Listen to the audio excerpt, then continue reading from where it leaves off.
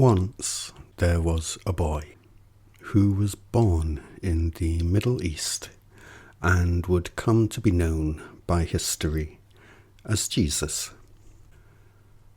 He lived a human life and made enough of an impact on enough people's lives that some of them wrote about him after he died because of the things he had said while alive. The various writings on Jesus and the things he had said, they did not always agree with each other, but even so, they were then incorporated into another book, one that had already existed for quite some time, a book that Jesus had specifically refuted as being helpful or true.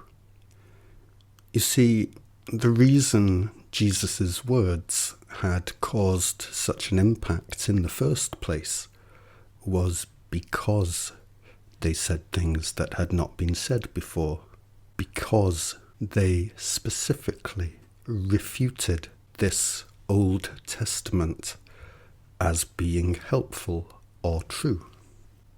Yet, after his death, the authorities over the proponents of the old book saw the impact Jesus' words were having on the people, even after his death, and they decided that the best thing for them would be to not denounce him and the things he had said, but to include him and thereby dictate how others should relate to him.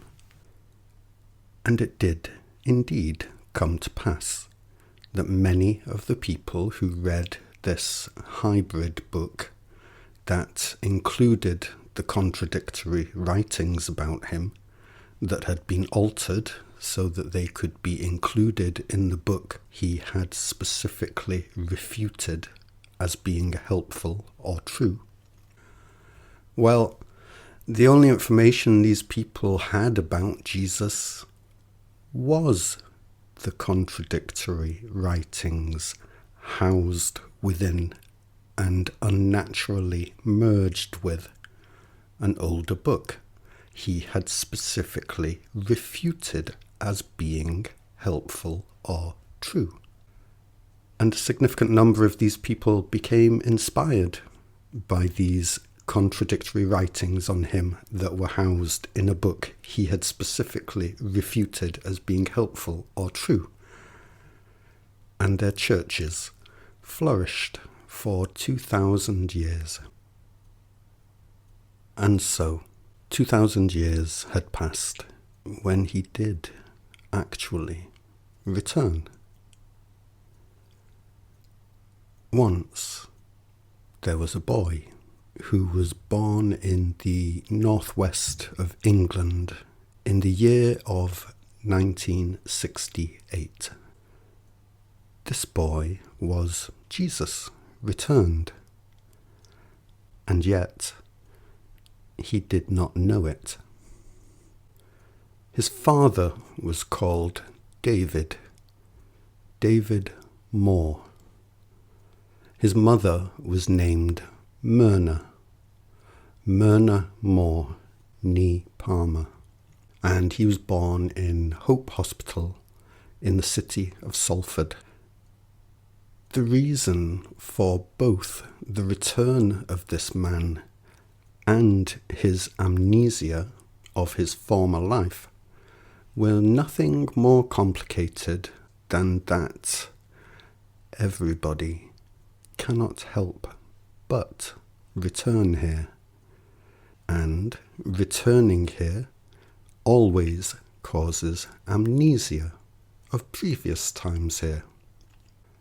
In other words, returning here did not mark him as special or miraculous in any way, and neither did him not remembering who he was, because both of these things happen to us all each time we return here. This time here, his parents named him Ian Moore, though he would later come to be known as Ianto. He was born specifically in England because it was good for the completion of his task that he be a native speaker of the English language.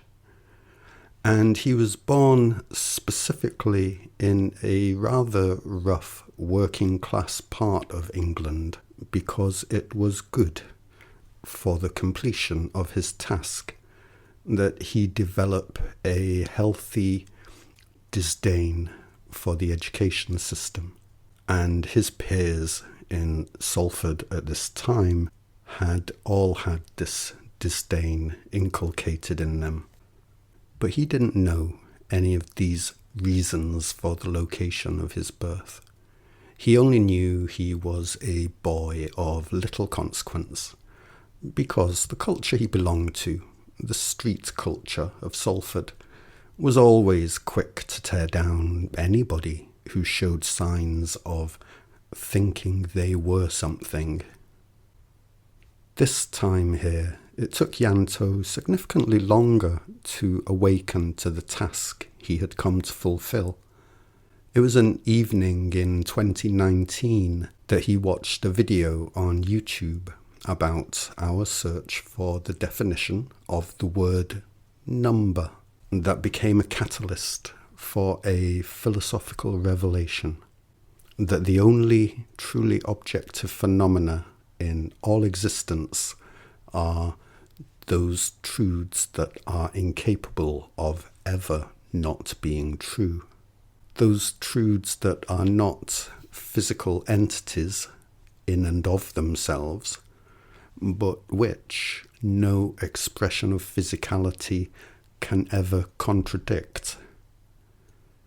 The key to this revelation for him was the distinction between what qualifies as physical and what qualifies as non-physical. Contemporary understandings of physics does not recognize anything that is not physical as real. All human culture does not recognize anything that is not physical as real. Ianto saw that this was an insoluble problem for us because the only phenomenon that could ever be cited as a cause of the physical would absolutely have to be something that itself qualified as non-physical. And as human culture does not recognize that anything could ever possibly be both non-physical and real, human culture definitively blocks itself from understanding reality. The gold standard that physics holds itself to is empirical observation, the observation of the physical. The non-physical, which it is essential to understand if one wishes to understand the physical, is explicitly excluded from the consideration of physicists. But there are non-physical truths that are absolutely required to be unbreakably true in order that existence be an ongoing concern, that existence function as existence. As an example of this, perhaps the most foundational of these non-physical truths is that there are 3 spatial dimensions. This simple truth is foundational because it is so simple that it is absolutely in effect in all locations, at all times, at all scales. All of that from something non-physical. Ianto identified that which qualifies as physical is all that changes over space and time. That which qualifies as non-physical is that which does not change over space and time, because it cannot. Ianto identified that all that does change over space and time, the physical reality we know, changes as it does because it is the living iteration of truths that cannot not be true anywhere and must, therefore, be true everywhere, which, in the relative spatial and temporal terms that are always in effect, results in eternal self-aware movement, eternal balancing and rebalancing, eternal life of the living unified field, which is nothing more than truth being existentially incapable of stopping itself from being true. One revelation led to another, which led to another, and so on. Ianto came to understand clearly that he and we can and should be understood to be nothing more than truth.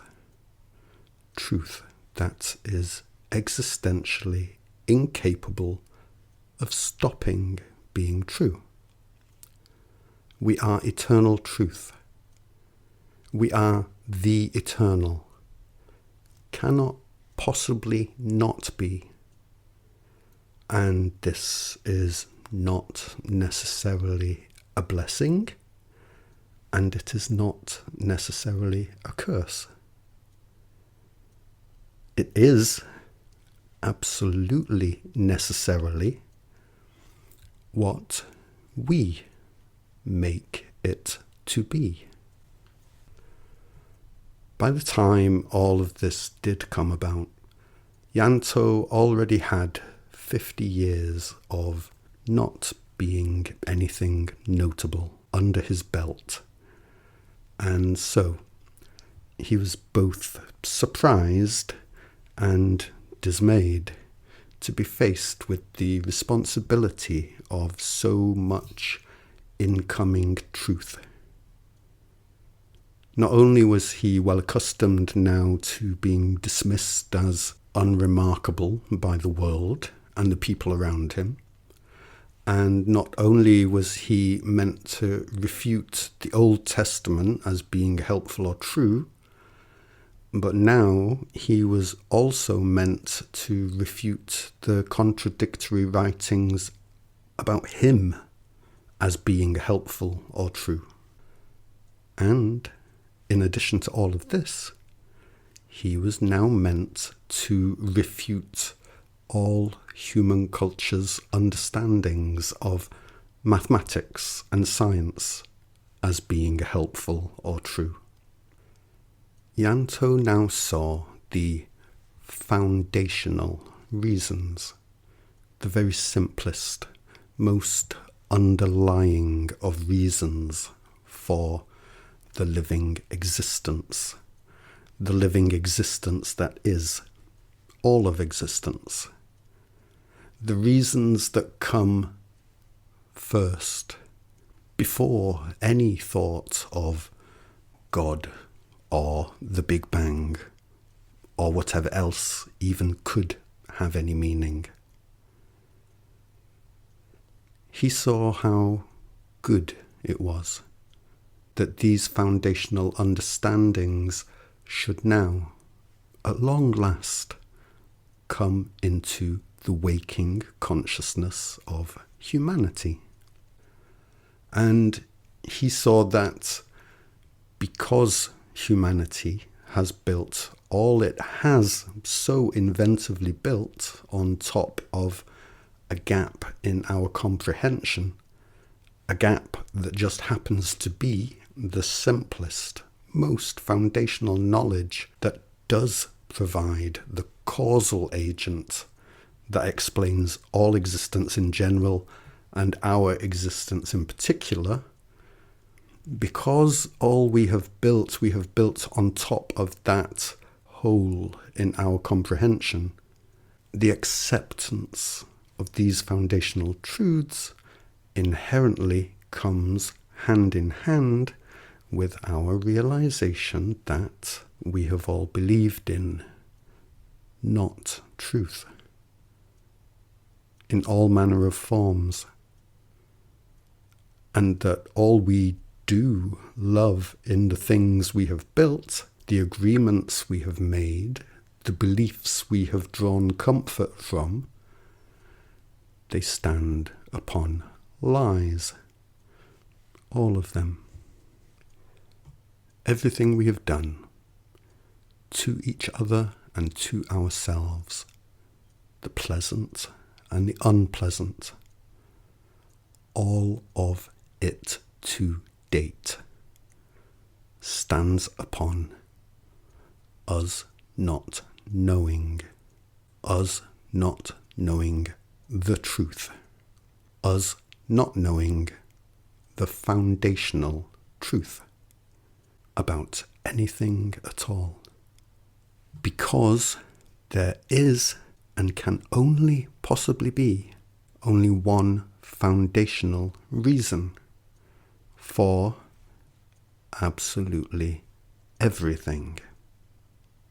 To sum it up nice and succinct, Ianto now saw that he, the man who had spent 50 years receiving the message that he is not and has never been really very much of anything, is tasked with telling all of us that we are all wrong. Telling everybody here that they are wrong.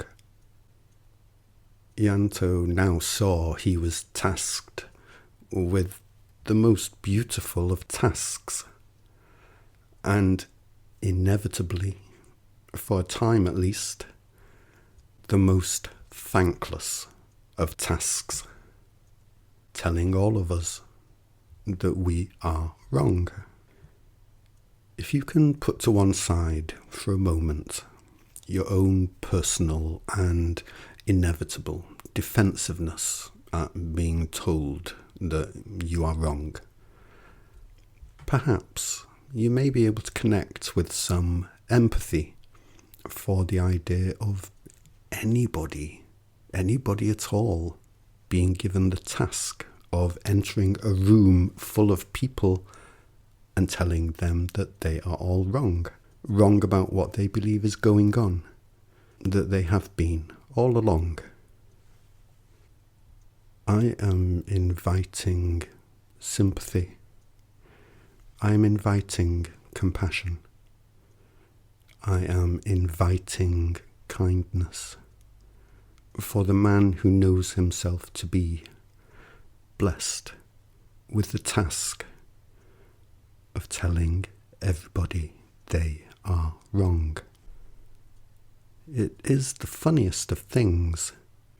We are all absolutely aching for it, for somebody to show up here and tell us all that we are wrong, how we are wrong, and why we are wrong, and what we can usefully do about it.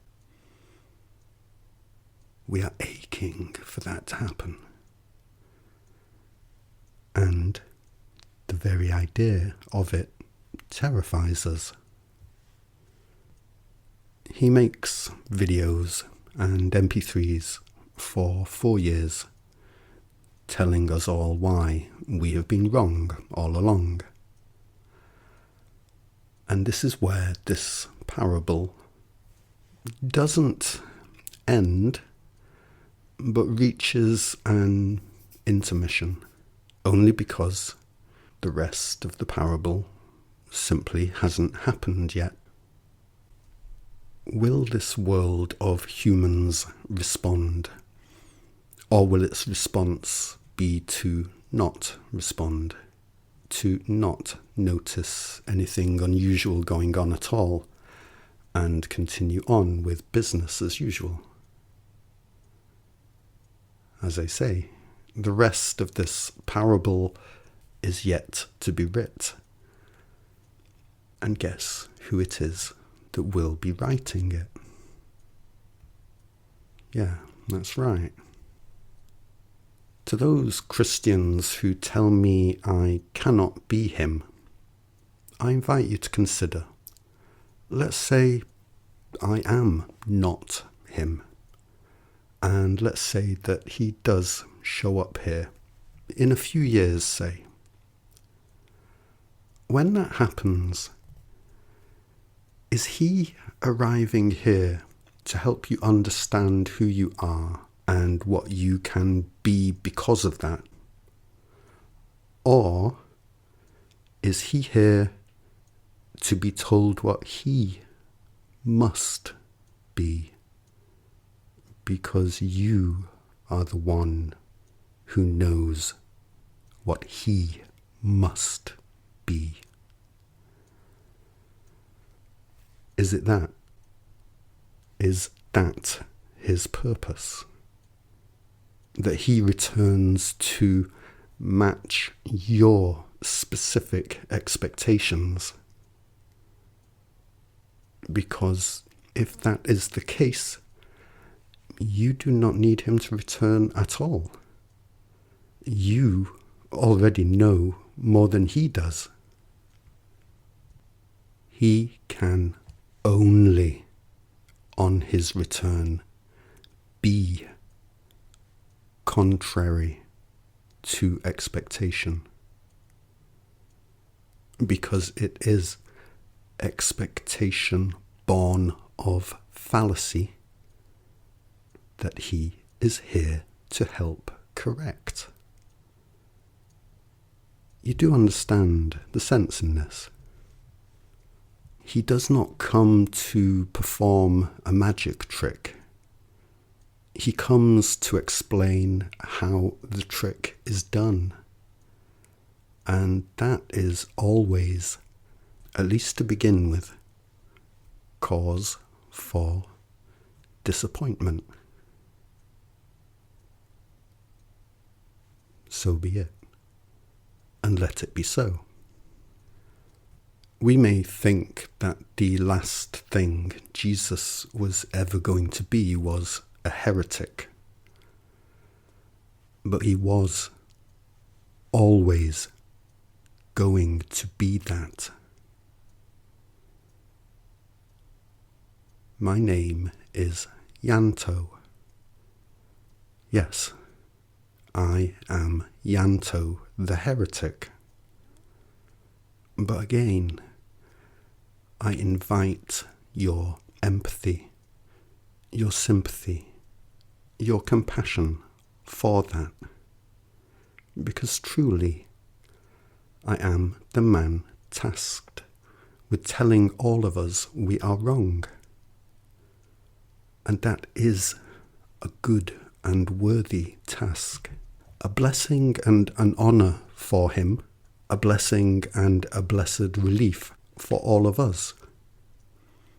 And it is what we are all aching for, absolutely aching for. And so, I invite you to get to know me. If you wish to see and hear me talk unrehearsed and unscripted to camera in all my imperfect human glory, you can watch my video, I Am Jesus. If you wish to hear me talk in detail about foundational truth on a technical level, I go into this in numerous videos. If you wish to hear me talk about being the eternal as a lived human experience, I touch on this fairly often. If you wish to hear me talk about lie culture, which is all human culture to date, this is another topic I touch on frequently. If you wish to hear my personal story, what it's like for me to be going through all of this, I occasionally give updates on this. All of the videos and MP3s highlighted here are available on my website, and almost all of them are on my YouTube channel, These Beautiful Pages. I release my creative output into the public domain, and much of it is available for free download, so my work can be used, shared, and adapted by anyone who wishes to. And if you are interested in tracking the progression of the development of my understanding from just before I found out who I am, right up to now, all of the videos and MP3s on foundational truth I have produced in that time are presented in the foundational truth section of my website in chronological order. It may be interesting for some of you to observe where I refine my understanding and make corrections to earlier material. And also, on my website is a section on my artistic output, novels, poetry, music and film, which may give some insight into how I see the world, its people, and existence in general. I am a man who had already lived here as a philosophically inclined atheist for 50 years before anything as ridiculously unexpected as all of this came along. As far as I was concerned, I was just some underachiever getting on with his life. It is good that I have an archive of artistic output that I can share that serves as a record of sorts of who I have been all along, regardless of my own share of the great amnesia. You see, my consistent transparency has always been perceived of as a weakness to others. It actually took me ever such a long time to catch on to this. And I guess many considered me a fool during this time, but for sure, many around me had seen my transparency as an acute weakness of mine all along. Transparency is not a weakness. Quite the opposite. And although we can't help but fear it, coming from the place we are coming from, it is not to be feared. Transparency is a strength. Here, amidst all that is clouded, transparency is potent. And yes, to be sure, looking to make oneself transparent when one is not used to it, which is all of us, to varying degrees, myself included, it's a painful experience, a harsh process, a scrubbing, but it doesn't need to be made horrendous. My advice would be to take the time it takes to become transparent to oneself, first and foremost.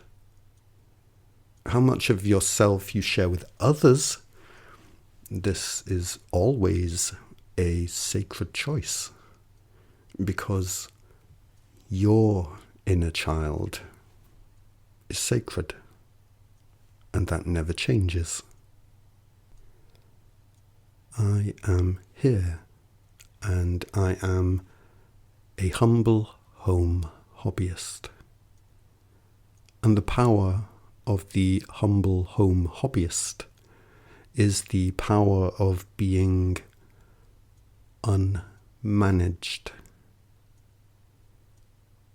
I am not managed, nor am I managing others.